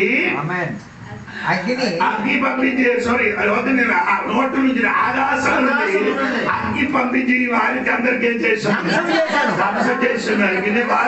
వాళ్ళు ఎవరు రక్ష దుష్టులు ఎవరు లేదు, అందరూ ఏమైంది? చచ్చిపోయింది. సోదరం కలిగిన దుష్టులు ఎవరు కూడా వినే ఇంకా ఉన్నవారు ఎవరైనా ఉంటే మతాయి సువార్తలు ఏం చెప్తున్నారంటే చూడండి, 13వ అధ్యాయము, మతాయి సువార్త 13వ అధ్యాయము, దాన్ని 49, 50 వాక్యం చూడండి. అలాగే దేవదూతలు వచ్చి దుష్టులను వేరుపరిచి వీరిని అగ్ని గుండములో పడవేయుదురు, అక్కడ ఏడ్పుడు. చూడండి, దేవదూతలు వచ్చి ఏం చేస్తుంది? దేవదూతలు వచ్చి ఏం చేస్తుంది? అది కాదు తల్లి, నీతి మంత్రులు కాదు, దుష్టులకి దేవునికి స్తోత్రం కలిగింది. దుష్టులు ఎక్కడెక్కడ ఉన్నారో చేస్తున్నారు.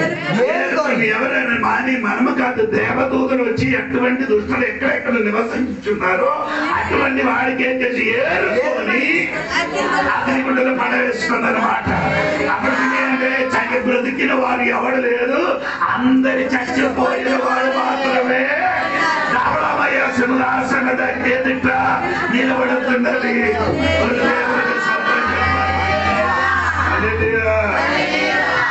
సోదరం కలిగింది. అక్కడ ఎవరెవరు చెప్పబోతున్నారు? చిన్నవాడు పెద్దవాడు వస్తామని రాయబడింది. పెద్దవాడు గొప్పవాడు అలగగిరికి రాయబడి ఉంది. దేవునికి స్తోత్రం. దేవుని అంటే ఆయన అర్థం ఏంటండి?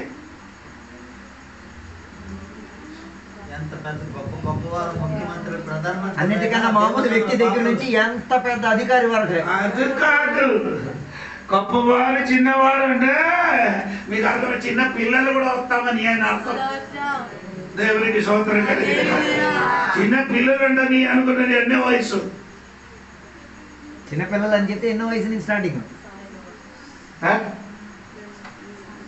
మంచిది చెడుది తెలిసిన వాడు అందరూ రావప్పది. మంచి చెడు గురించి అవగాహన కలిగిన ప్రతి శిశువు ఆ వయసులో ఉన్నవాడు అందరూ వస్తుంది. అందుకని తల్లిదండ్రులకి పిల్లలకి సండే స్కూల్ తప్పి తీసుకుంటురా, చర్చికి తీసుకుంటురా, నీ చర్చికి తీసుకుంటూ రాలేదు, నీకు పిల్లలు మొత్తం ఊరు మొత్తం పశువులన్నా తిరుగుతున్నారు కట్టు లేకుండా. అందుకే వాళ్ళకి మంచి చెడు ఏడు. అందుకని ఇది చెప్పడానికి కారణం, చిన్నవాడికి పెద్దవాళ్ళ వరకు వస్తుంది. చిన్న పిల్లలు కూడా ఏం చేయాలి? వారు తీసుకొని వచ్చి మారు మనసు పొంది రక్షణ పొందాలి. వారు పొందలేదు అనుకో, ఆయన చచ్చిపోతే ఎక్కడికి వెళ్తుంది? పాతగారి అందరూ వచ్చి చెప్పుతారు, మంచివాడు ఈ కుమారుడు పరలోకం ఉన్నారని, వీళ్ళు నరకం వెళ్ళిపోతారని చెప్తావా? సమాధి కార్యక్రమంలో సమాధి కార్యక్రమం ఎప్పుడు కూడా చెట్ట వర్తమానం చెప్పరు. ఎందుకు చెప్పడం? అది ఎందుకంటే ఆ చచ్చిన వ్యక్తి గురించి ఆయనకి బాధపడ్డ వినలేదు, ఆయన గురించి బాధని ఆయన గురించి చెడ్డగా మాట్లాడకుండా మనమే చేస్తున్నారు. మంచి మంచి మాటలు చెప్తున్నారు మాట, ఊహించినట్టుగా కాదు. అందుకని నీకు కలిగిన పిల్లలకి చిలిపితనములు ఉంటే ఏం చేయాలి? వాక్యం నేర్పించి, బైబిల్ నేర్పించి, మొబైల్ నేర్పించడం కంటే వాక్యం నేర్పించి ప్రార్థన నేర్పించి స్తోత్రం చర్చికి తీసుకొని వచ్చి నీ వచ్చినప్పుడు నీ పిల్లలు కూడా ముందుకొచ్చి కూర్చోబడి దేవుడు వాక్యం ఆలకించాలి. అలాగే ఆలకించి వారు వింటి ఉండే మారు మనసు పొందే వారు చచ్చిపోతే పరలోకములకు వెళ్తారు. వారి మారు మనసు పొందలేదు అనుకో చిన్నవాడు కూడా ఎక్కడికి వెళ్ళిపోతుంది, నరకము కాదు తీర్పులోనికి రావలసి ఉన్నది. దేవునికి స్తోత్రం కలిగిన ఈ రాత్రి అంటే నీకు చిన్న పిల్లలు చచ్చిపోతే ఎక్కడికి అది హిందువులు ముస్లింలు ఎవరైనా కూడా చిన్న పిల్లలు ఏమవుతున్నారు చచ్చిపోతే ఎక్కడికి వెళ్తుంది, పరలోకం వెళ్ళిపోతారు. దావీదు తన కుమారుడు చనిపోయినప్పుడు చెప్పిన మాట నువ్వు నా దగ్గరికి రాదు నేను నీ దగ్గరికి వస్తామని. ఆయన అర్థము నీ చచ్చిన చోటకి నేను వస్తామని. ఎక్కడికి చచ్చిపోయి వెళ్ళిందో ఆ చోటకి వస్తామని దావీదు మహారాజుడు చెప్పింది. దేవునికి స్తోత్రం. ఎందుకు చిన్న పిల్లలు చచ్చిపోతున్నారు, నరకములకు వెళ్ళిపోతున్నారంటే పాపం రెండు విధములు, జన్మ పాపం ఉంది, కర్మ పాపం. జన్మ పాపం కొరకు యేసు ప్రభు అందరి వరకు మరణించాడు. ఇంకా కర్మ పాపం కొరకు నీ ఏం చేయాలి, యేసు ప్రభు రక్షకుడుగా అంగీకరించలేకపోతే నీ ఎక్కడికి వెళ్ళిపోతా, స్తోత్రం, నరకములకు వెళ్ళిపోతా. కాబట్టి నరకముకి వెళ్ళరు, పాపం చేయదు కాబట్టి నరకానికి వెళ్ళదు. యేసునికి రక్షకుడుగా అంగీకరించలేదు కాబట్టి నరకానికి వెళ్ళిపోతారు.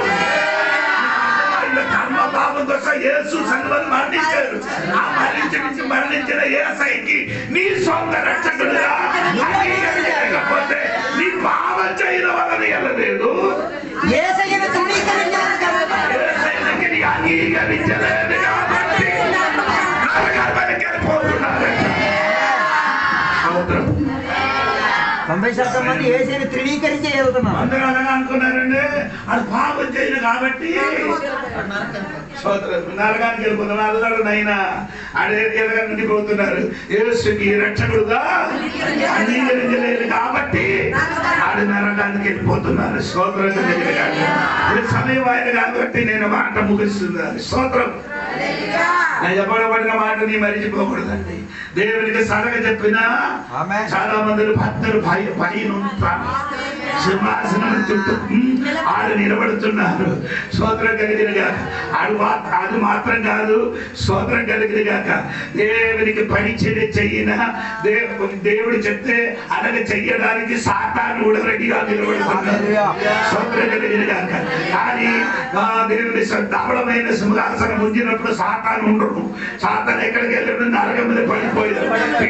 ఇంకా మిగిలిన వారు కూడా దుష్టుడు తప్ప వేరే ఎవరు లేదు.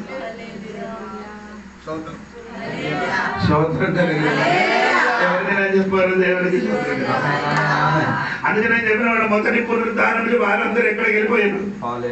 వారందరూ ఏమన్నా మొదటి పునరుద్ధానములు, వారందరూ మొదటి పునరుద్ధానములు ఎవరెవరు ఉన్నారని నేను చెప్పారు.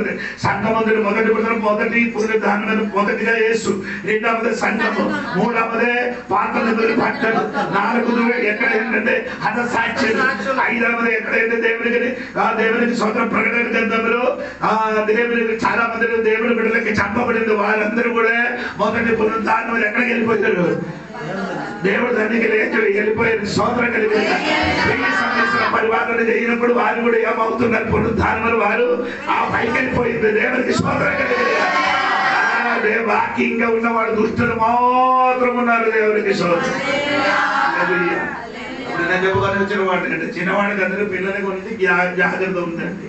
అమ్మా నాన్న ఏం చేయాలి, జాగ్రత్త ఉండాలి. జాగ్రత్త ఉండాలి, లేకపోతే పిల్లలు ఏమవుతుంది, నరకానికి వెళ్ళిపోవడానికి అవకాశం ఉంది. అక్కడ వెళ్ళకుండా నీ ఏం చేయాలి, వాళ్ళు ఏం చేయాలి, తప్పిపోవాలి. స్తోత్రం.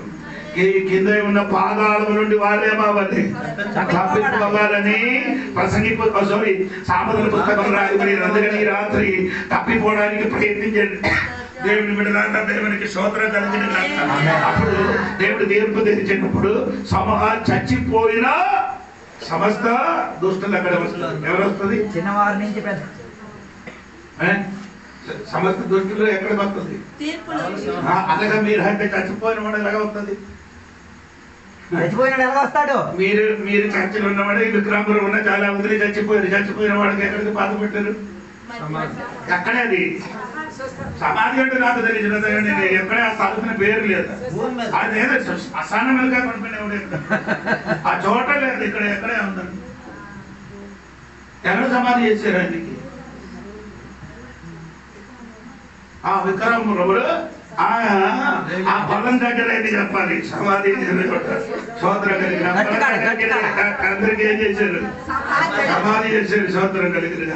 కొందరు ఏం చేశారు? సముద్రంలో పడి చచ్చిపోయారు, చాలా మంది చచ్చిపోయారు సోదరం కలిగిన. అలాగే ఈయన చచ్చిపోయిన వాడు ఏం చేశారు? చేప మృగారు, చేప తిన్నారు. ఆ రేణి చేప కూడా మనుషులు తిన్నారు, ఆ రేణి చేప నీ తిన్నారు. రేణి చేప రైలు ఉంటుంది కదా, అది కూడా నీ. ఆ చెట్టు ఉంది, ఆమె చెయ్యి మామిడి చెట్టు అక్కడ చచ్చిపోయిన వాడితో అక్కడే మామిడి చెట్టు అక్కడే నాటబడేది. ఆ వేరు ఎక్కడికి వెళ్ళలేదు, ఆ చచ్చిపోయిన దగ్గరికి ఆ పేరేం చేశారు? పేరేం చేశారు? ఆ శరీరం నుంచి ఆడికి కావాల్సిన ఆడి తీసారు. ఆడిని తీసిన తర్వాత ఏం చేశారు? ఆ మామిడికాయ అయింది, మామిడికాయ పండింది, మామిడికాయ మనం తిన్నారు.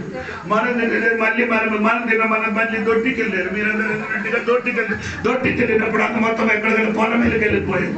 పొలం మీదకి వెళ్ళినప్పుడు దాని మీద అంత మొత్తం వెళ్ళి అంత మొత్తం దాని మీద ఎక్కడ దేవుడు చెప్పినప్పుడు ఏం చేస్తున్నారు? చచ్చిపోయిన పిలిచినప్పుడు సముద్రం ఉన్నవాడు అప్పగిస్తుంది, భూమిలో చచ్చిపోయిన భూమి అప్పగిస్తుంది. ఎస్ఐకేల గ్రంథం 37వ అధ్యాయం రాయబడినట్టుగా ఆ ఎమకలతో కలిసిపోయినట్టుగా దేవుడు పిలిచినప్పుడు ఎక్కడెక్కడో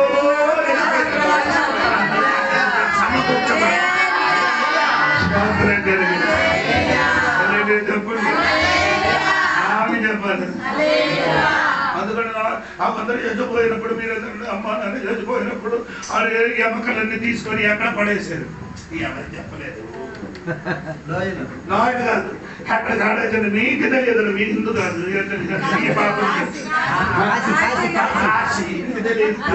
కాశీకి వెళ్ళడానికి డబ్బులు వాడికి తోటపల్లికి వెళ్ళి అక్కడ పడేస్తారు. తోటపల్లి చేపలన్నీ మీరు కొన్ని మీరు తిన్నారు. మీ శరీరం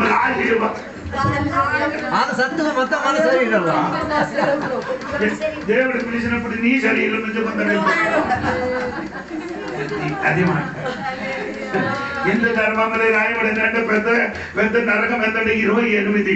చిన్న చిన్నది ఎంత ఉందంటే బోల్డ్ అని చెప్పడానికి అవసరం లేదు. సోదరం కలిగింది హిందూ ధర్మంలో అది మనకు అవసరం లేదంటే ఎందుకు వాడి ధర్మం నా ధర్మం సోదరం కలిగింది కాక పెద్దది 28 నరకాలు, చిన్నదంటే బోల్డ్ ఉంది. దేవునికి సోదరం కలిగిన కాక ఆ బైబిల్లో సోదరం కలిగిన ఒకటే ఉంది, ఒకటే నరకం. నరకం ఒకటి.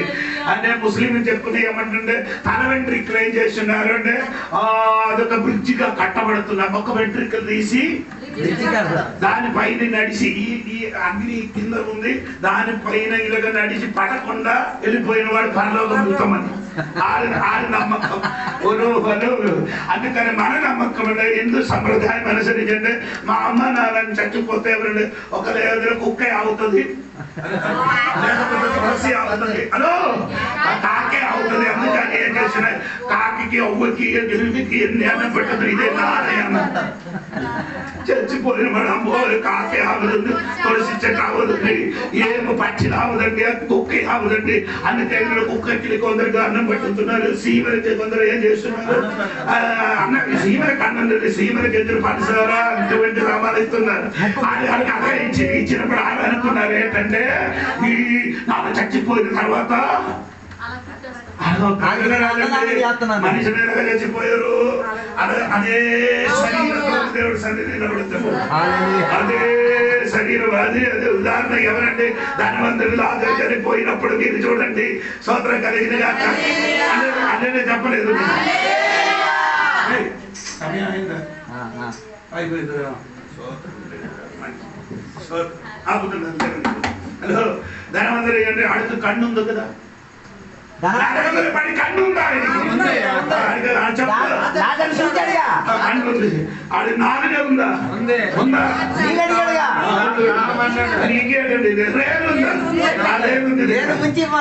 మాట్లాడుతున్నారా?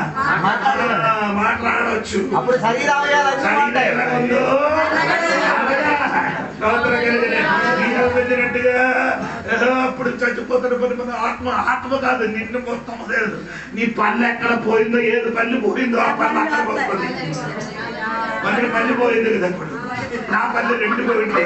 ఆ 2 పళ్ళు పోయింది, ఆ 2 పళ్ళు కూడా తిరిగి అక్కడికి వస్తుంది. మీకు అర్థం అవ్వలేదు. నీ శరీరం ఎలాగ ఉంది అలాగా రావాలి. అలాగా తీసుకొని వచ్చి నిలబడి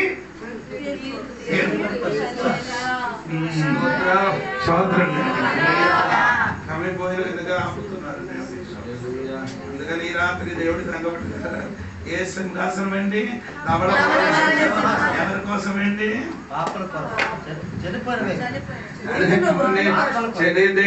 రక్షింపబడలేదు. జీవ గ్రంథములు పేరు లేదు. నీ ఇంట్లో ఎంతమంది పిశాచు వచ్చి కూర్చున్నారే, రక్షింపబడలేదు.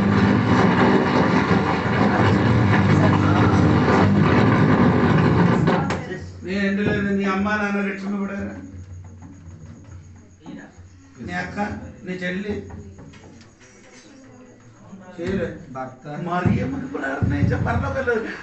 చెప్పింది నొద్దు. ఏం చెప్పారు? ఇప్పుడు వరకు నమ్ముకున్నారు.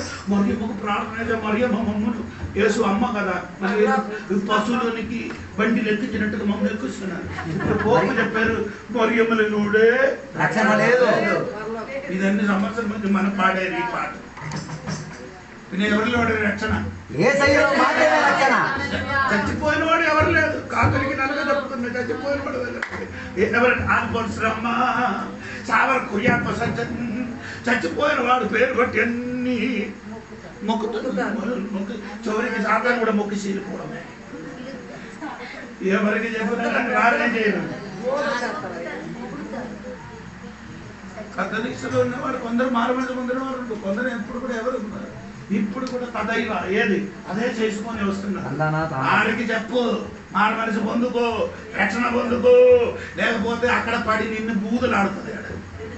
అక్కడ నరకంలో పడి నీ ఇంటికి నేను వచ్చాను, మీ ఇంట్లో భోజనం చేశాను, నువ్వు ఏ నుంచి ఒక్క మొక్క చెప్పలేదని చెప్పి పర్లోకలు నువ్వు ఎంత అద్భుతులు. ఇక్కడ వినేవాడికి అక్కడ వినేవాడికి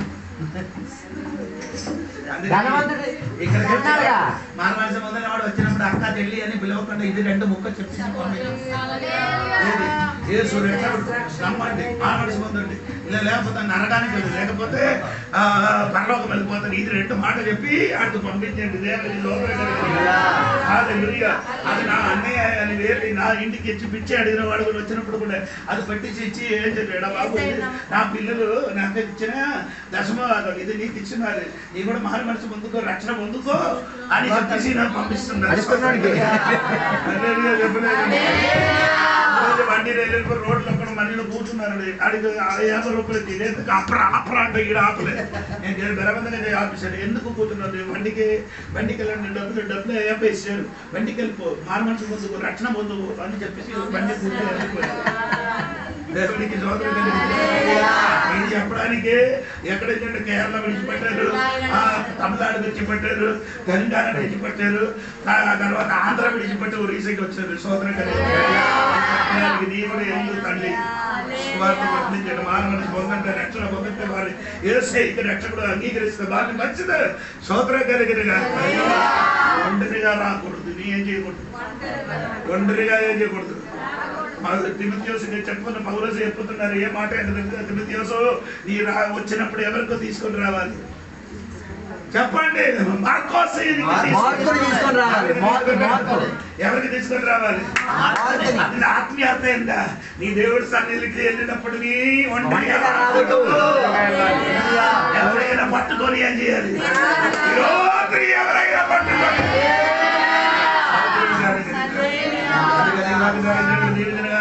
వచ్చిన వారు మీరు వాక్యం చెప్తారు. యేసు అందరికి దీవించిన అందరం తలపుంచుకున్నాం. ఈ రాత్రి వేళ సమర్పించుకున్నాం. 1 నిమిషం దేవుని సన్నిధిలో సమర్పించుకుందాం.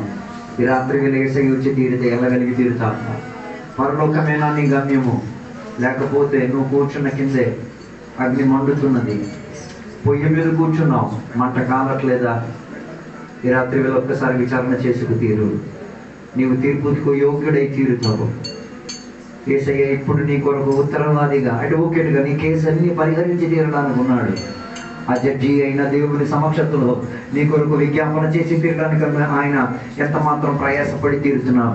ఈరోజు నీ పిల్లల విషయం కావచ్చు, నీ వ్యక్తిపర విషయం కావచ్చు, నీ కుటుంబీకుల విషయం కావచ్చు, దేనినైనా పరిహరించి తీరడానికి ఒక మంచి ఉత్తరవాది అడ్వకేట్గా ఆయన జడ్జి సమక్షంలో నిలబడి నీ పిల్లల గురించి, నీ గురించి, నీ కుటుంబం గురించి, నీ భర్త గురించి మధ్యవర్తిగా నిలబడి నీ కేసును వాదించి తీరుతున్నావు. ఈ రాత్రి వేళ నీ పాపము కాదని నా నరకానికి తీసుకెళ్లి తీరేది యేసయ్యను నమ్మలేకపోతే, యేసయ్య వాక్యాన్ని అనుసరించలేకపోతే, అయ్యో సహోదరి సహోదరుడా, నీ కుమారుడు నరకానికి వెళ్ళిపోయి తీరుతాడు. ఈ రాత్రి వేళ ఆ కేక నీకు వినబడి తీరాలంటే యేసయ్య దగ్గర నీ మనసును క్రమీకరించుకో. ఈ సమర్పించుకుందాం, ప్రార్థన చేద్దాం. పరిశుద్ధుడా మహోన్నతుడా దేవానికి వందనాలు. ఈ రాత్రి వేళ నీ వాక్య లేఖనాల్లోంచి మేము వినగలిగి తీరాం దేవా. దేవా, తీర్పు కాలం వచ్చుచున్నది. ప్రబలమైన సింహాసనములో యేసు దేవా నీవు కూర్చొని అందరినీ తీర్పు తీర్చే ఒక కాల తరగతి వచ్చుచున్నది. అది చూచినప్పుడు దేవ ఈ రాత్రి వేళకు మాకు భయం పుట్టి తీరుతున్నది దేవా. ఆ తీర్పులో ఉండి తీరడానికి దేవా మా ఊర్లో, మా కుటుంబంలో, మా సంఘములో చాలా మంది పరిగెడుతున్నారు దేవా. ఈ రాత్రి వేళ వారిని కాపాడండి అయ్యా. ఈ రాత్రి వేళ వారు యేసయ్యకి దగ్గరస్తులై ఉండి తీరాలి దేవా. యేసయ్య రక్షకునిగా అంగీకరించి తీరాలి దేవా. యేసయ్య నడిపించిన రక్షణ మార్గములో వారి జీవితం గమ్యముగా మారి తీరాలి దేవా. ఈ రాత్రి వేళ దేవా వారి కొరకు మేము మధ్యవర్తిగా నిలబడి అబ్రహాము లోతు గురించి, లోతు కుటుంబం గురించి అడిగినట్ల 50 మంది నీతిమంతుల పట్టణంలో ఉంటే పట్టణాన్ని నశింపజేస్తావా? 40 మంది ఉంటే నువ్వు నశింపజేస్తావా? 30 మంది ఉంటే నువ్వు నశింపజేస్తావా? 20 మంది ఉంటే నువ్వు నశింపజేస్తావా? చివరికి అడిగిందేవా 10 మంది నీతిమంతులు అప్పుడు ఉంటే పట్టణం నశింపజేస్తావా? ఈ రాత్రి వేళ కొందరి కొరకు నువ్వు మధ్యవర్తిగా ఉండి అబ్రహాముగా లే, వారి ప్రాణాన్ని కాపాడుమో. దేవుని సేవకుడిగా, దేవుని యొక్క బిడ్డలుగా, దేవుని యొక్క సంఘ బిడ్డలుగా పరిసిగా మారడం కాదు. ఈ రాత్రి వేళ చెప్పు దేవా, నేను కొందరిని తీసుకెళ్లి తీరుతాను, నేను కొందరికి స్వార్థ చెప్పి తీరుతాను, కొందరు పాపానికి ప్రాయశ్చిత్తం ఇచ్చి తీరేతనిగా యేసయ్యను చూపించి తీరుతాను దేవా. అలాగే తీరితే మేము తీర్పు తీర్చే గుంపులో దేవా యేసయ్యకు సహా చెప్పేవారిగా దేవా మేము మారి తీరుతామని రాత్రి వేళ ఒప్పందం చేసుకు తీరుతున్నాం. ఈ రాత్రి వేళ దేవా సంఘ బిడ్డలు కొందరు తప్పితం చేసేటప్పుడు మౌనం పాటించకూడదు. తప్పితముగా గర్దించాలి, తిట్టాలి వారిని. అయ్యో ఈ తప్పితం చేస్తే నరకమేలకు సునిశ్చితం. మౌనం పాటించకుండా సలహా చెప్పి, బోధించి, క్రమపరిచి మరలా వారిని సంఘములో తీసుకొచ్చి తీరాలి. సంఘములో ఎవరైనా రాలేకపోతే వారిని వెళ్ళి పరామర్శించి అడగాలి, ఎందుకయ్యా సంఘానికి రాలేదు, ఏది పొరపాటు ఏదైనా జరిగిందా, తప్పితం ఏమైనా జరిగిందా చెప్పి వారిని తిరిగి తెచ్చుకు తీరాలి. కారణం ఏంటిది? మన సహోదరుని గురించి మనకి లెక్క అడిగే దేవుడాయను.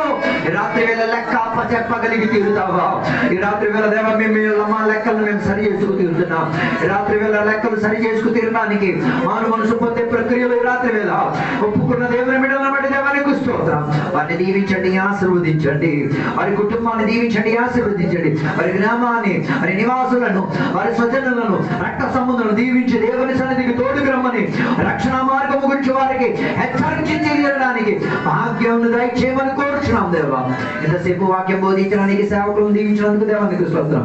వచ్చిన సంఘ బిడ్డలందరినీ కూడా దీవించినందుకు దేవానికి స్తోత్రం. ఈ రాత్రి వేళ నీ రాకడ తీరుతూ ఒకేసారిగా దేవ కంటి రెప్పతో పాటు మేమందరం పరలోకానికి ఆరోహణమై తీరే భాగ్యోదయమాలుగా చేయమని కూర్చున్నాం. ఒకవేళ ఈ రాత్రి వేళ మీరు అక్కడ రాకపోతే దేవ మాకు అవకాశం ఇవ్వండి. ఇంకా అనేక మంది లోతులను సంపాదించుకు తీరడానికి, ఇంకా అనేక మంది దైవ దేవుని బిడ్డలకు మార్చుకు తీరడానికి దేవ అవకాశం కల్పించి తీరడానికి సహాయం దయచేయండి. దీవెనలతో నింపినందుకు దేవానికి స్తోత్రం.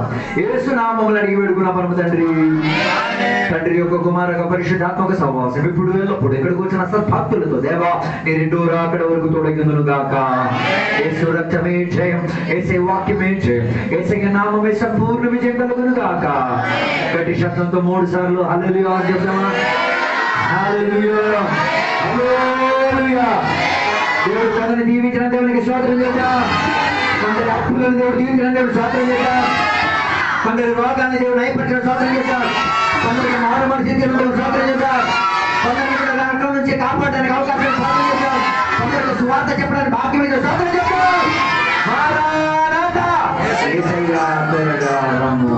దేవుడు అందరిని దీవించును గాక. అందరికీ వందనాలు.